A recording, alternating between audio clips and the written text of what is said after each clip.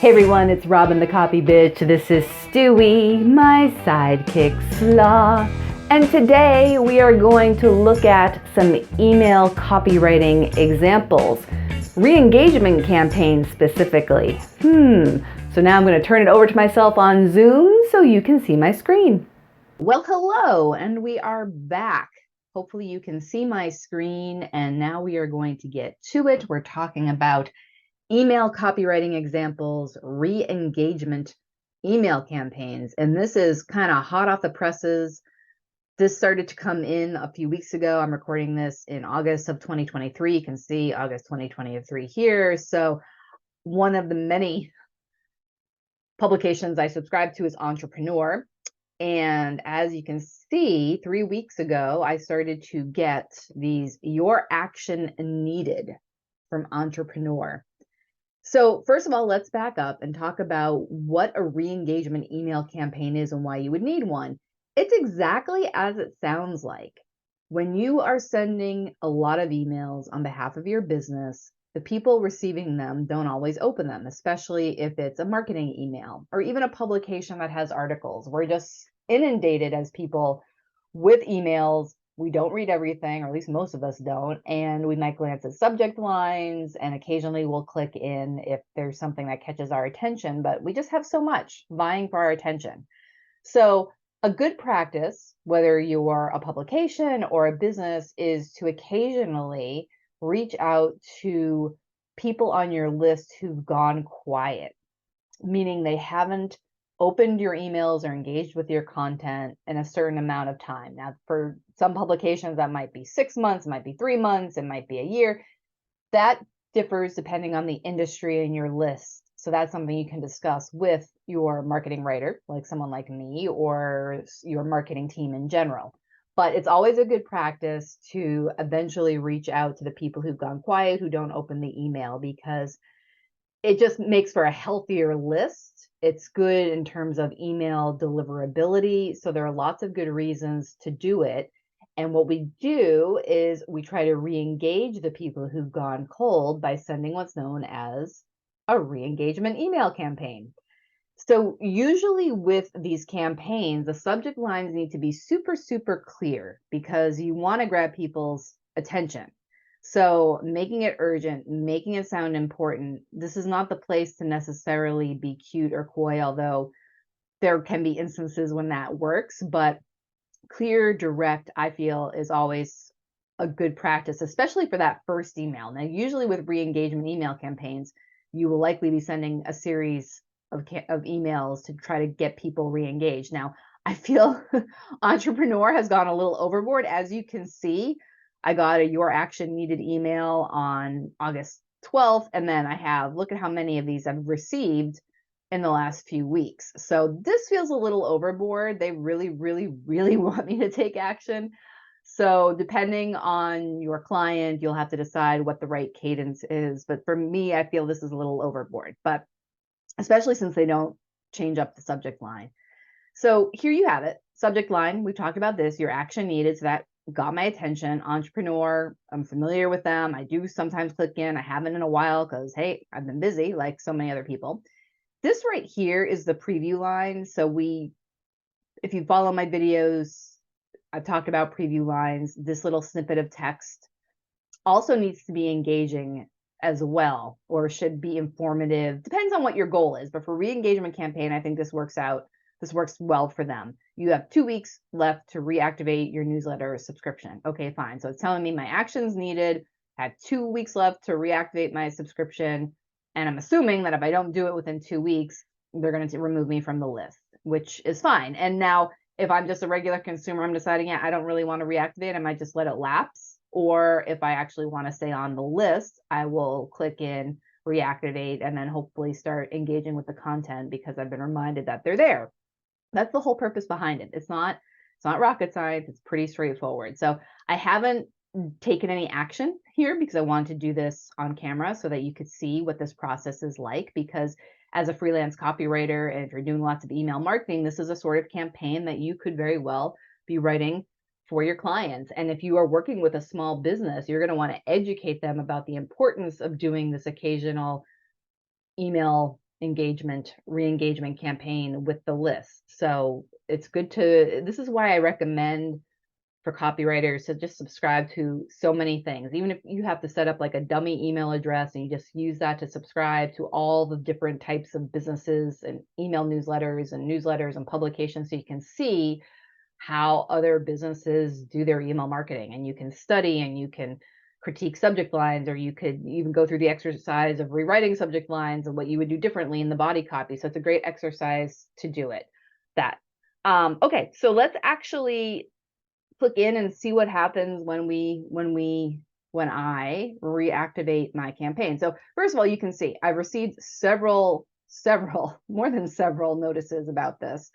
It intersperses some other content along with the reminders, but this is telling me that I just have two. It's funny, like this is saying I have 2 weeks and this is saying I have 2 weeks. So who knows if they forgot to update that, or if they're just trying to get my trying to get my attention and they're actually going to leave me on the list. I suppose that's a tactic too. I wouldn't necessarily recommend that. If someone does not take action, I highly recommend removing them from your list, because that's the whole point. And you're going to have a much better list, even if it's smaller, because you'll have a smaller list of people who are actually engaged with your content. That's just going to give you a better sense of what marketing is working. So, but there are different schools of thoughts on that. So let's actually click into one.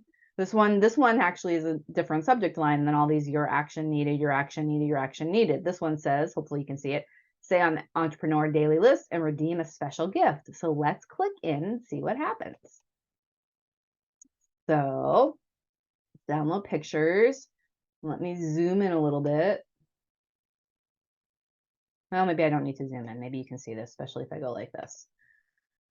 All right, so Entrepreneur Daily. Your subscription to the Entrepreneur Daily newsletter will lapse in 5 days. So I'm within the 5-day window. I'm recording this on the 29th. So if you want to stay on the list, we have a gift for you: 1 month free to Entrepreneur Plus. Click the button below and use the code MONTHFREE at checkout to activate it. If you'd rather be removed from the newsletter list, no further action is needed. Your subscription will end in 5 days. In the future, if you want to resubscribe, you can do so here. Okay. So, they're giving me an offer to try to keep me involved, which I think is always good. Let's go back to the other emails, because I'm curious as to what this initial email said. Like I said, I'm looking at this for the first time with you guys. So, okay, it's being difficult. All right, there we go. So, do you still want the Entrepreneur Daily newsletter? We never want to send you emails you're not interested in receiving. So we're checking in to make sure you want to keep getting Entrepreneur Daily. Stay on Entrepreneur Daily list by clicking here. Review and adjust your current preferences in your user dashboard, or you can unsubscribe from the list here. So, and then this is a good little email. It's giving me options. It's putting me in control. I think that's really important, because that's the thing that we all want. We all want some form of control in this world, or we really have none. Even though we probably really don't have control here, at least it makes us feel like we do. So I can click on the list and stay on. I can adjust my settings. I can unsubscribe. And it's also giving me some content to remind me about why, I should stay on. So it's sharing probably some of its most popular stories that I might want to click into. This is good. See how simple it is? There's not a lot of design.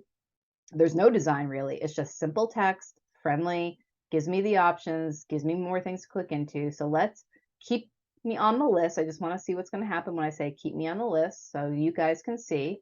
Clicking on the button, nice and obvious, good call to action. That's an example of a CTA, call to action button.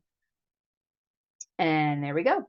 And now I'm getting as you can see, this is what's known as a thank you landing page. It actually says that in the URL, and it's telling me what just happened. I've been resubscribed to the list, to Entrepreneur Daily, so I will stay on. And this is very simple, which is fine. That's all it needs to do. And I think it's good that it brings up the most important policies that people would probably be concerned about. This is part of the footer, but I like the fact that this page is so simple. I don't have to scroll to get to it. They have their privacy policy, terms of use, cookies, all that. And if I want to get to the actual Entrepreneur page, I can just click on the logo and get there. So that is how a re-engagement campaign works. Super simple, super effective. When you do send it out, be prepared and make sure your clients are prepared to lose subscribers. That's the thing that can be really painful. If you send a re-engagement campaign to, let's say, 100 people and you only get 2% who resubscribe, that can be painful to the client. They might be like, but I'm losing those other people. Well, they weren't engaging with your content anyway. So you really aren't losing them. It's more of a vanity metric. Like, you've already lost them. They just haven't been, engaging with your content. So if they want to come back, they can. But what you have done is you've doubled down on the people who are interested and you've re-engaged with them. So now hopefully you can continue to engage with them and perhaps, make a sale with them. Now, there are some schools of thought that, and this is legit too, this is fair, that removing people from your list, a lot of people will just skim their inboxes and they do pay attention to subject line. So a good example for me is Groupon. I get so many Groupon emails, I do not click into all of them, but occasionally a subject line will catch my attention, especially if it's around the holidays or someone's birthdays or it's just something that is intriguing to me, and I will click in. So I don't unsubscribe from Groupon, and I wouldn't want to unsubscribe from Groupon. And I don't think Groupon necessarily does. I've never seen any sort of re-engagement campaign, just because I think that's how they operate. Like, they know people are looking at their inboxes, but they aren't always going to click through unless they're interested. So I think there is a school of thought for keeping a bigger list, even if people aren't completely engaged. And I think that's more with retail, that environment, B2C. But for your business to business emails, if people are just not engaging with the content, I do think it's good practice to run these re-engagement campaigns, and for certain B2C businesses too. So there you have it. Re-engagement campaigns, you're going to want to make sure you have a very clear subject line. Let's go back. That makes it clear that someone needs to take action or they're going to be removed from the list. You have to decide a cadence and how many emails you're going to send before you remove them from the list. This, I feel, is kind of overkill. I think 1 or 2 emails max, probably for small businesses, is all you need. And then for a bigger publication or a bigger brand, you might have to decide on a case-by-case basis. For me, this is overkill, but entrepreneur, obviously, I would think, knows what they're doing. They probably have a marketing team. They probably have tested this. There's probably a reason why they send so many. It probably is effective, or maybe they just don't know what they're doing. I don't know. But anyway, and preview line, make it clear how much time's left. This was smart. So after this cadence of 7 emails saying your action needed, your action needed, your action needed, it finally sent me one saying, hey, here's a way to sweeten it. We're going to sweeten the offer. If you stay on our list, we have a special gift for you. And that was a free month of E+. So they put in an offer, which is a good idea. And then the actual process of resubscribing was very simple. It gave me a lot of options for resubscribing, changing my current preferences, or unsubscribing. And then it shared some content that I might want to check out and re-engage with. So there you have it. And now I'm going to turn this back over to myself and Stewie. Hopefully you found this video helpful. If you did, give it a thumbs up, because that helps us out. Plus, consider subscribing to my channel. I release videos once a week, sometimes more, on all sorts of copywriting topics. I am Robin the Copy Bitch. This is Stewie, my sidekick sloth, and we'll see you next time. Bye!